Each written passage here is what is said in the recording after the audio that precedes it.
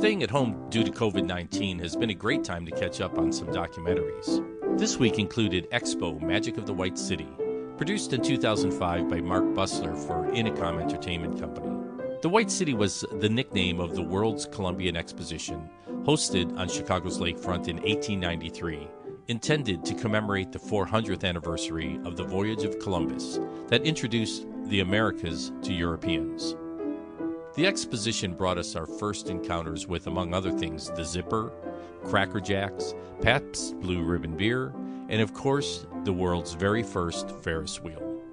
Most Chicagoans who have any interest in Chicago history have at least a passing knowledge of this event.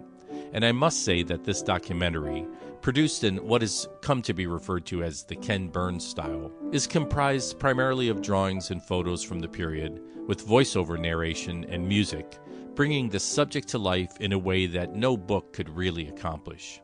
To begin, the images used in this film are very high quality and pristine, and the script is very well written, giving the viewer a virtual, in-depth tour of the massive exposition.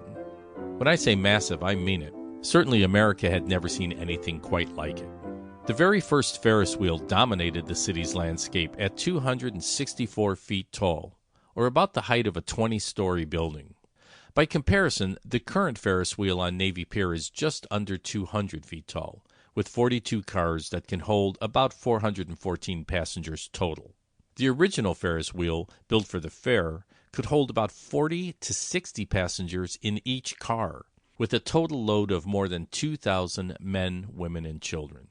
The expo featured many interesting and impressive buildings, but the manufacturer's building was easily the greatest of them all.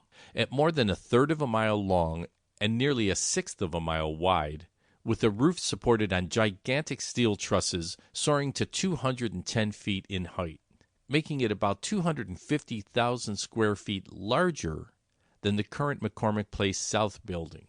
At the time, it was the largest building ever constructed, and by comparison was 4 times as large as the Roman Colosseum, and was said to have the potential to fit over 300,000 people with plenty of elbow room. The fairgrounds were the inspiration of urban planner Frederick Law Olmsted, who had recently completed New York Central Park.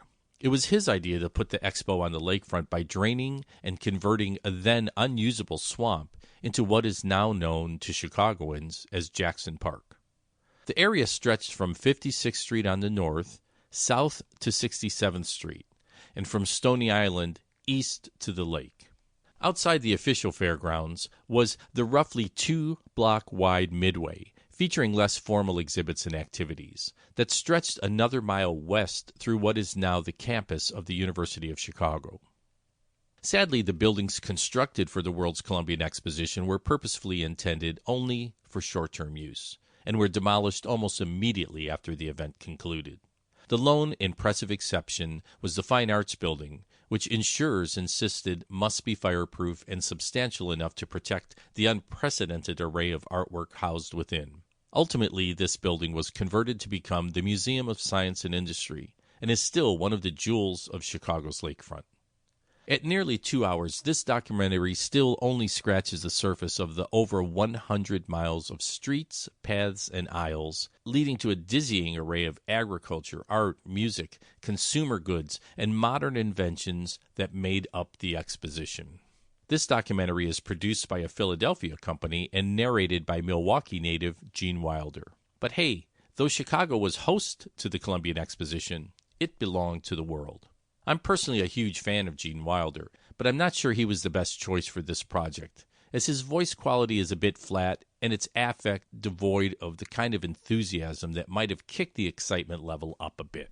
In regard to the Ken Burns comparison, Burns will generally use multiple voices representing various historical characters, adding a sense of dramatic performance to his productions. I suspect for budgetary reasons this documentary by Bussler utilizes only Wilder's voice, and in so doing makes this more of a tour-style lecture and less of a historical documentary. Another criticism worth mentioning is Bussler's use of live action to augment the otherwise static images. Though an admirable idea, I think many of the clips are assaultingly visually in conflict with the historic images. most notably video of a very modern-looking belly dancer used to suggest the exotic sideshows offered on the famous Midway, including Little Egypt and other women representing then little-known world cultures. Aside from a few of my personal production preferences, this documentary is well worth watching if you want a glimpse of a period in time when Chicago was literally the center of the world, full of goodwill with prospects of building a lasting peace through industry and trade. I watched this via Roku using the free Tubi app, but I'm sure you can find it available through other digital or online resources as well, or by ordering the DVD. Just look for EXPO, Magic of the White City.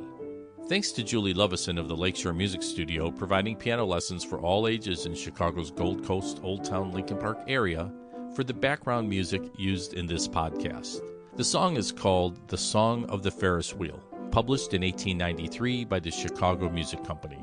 We found it on the Library of Congress website, and we'll include the PDF version on our website so that you can enjoy the lyrics. This is Reno Lovison, executive producer at ChicagoBroadcastingNetwork.com, reminding you to share, like, and subscribe to this podcast to be alerted when new content is added. If you have an historical or family history video project you would like to have produced, check out renoweb.net. Be sure to look for our podcast summaries of local news produced in association with Inside Publications. In the meantime, we'll just have Julie conclude with one more verse of The Song of the Ferris Wheel.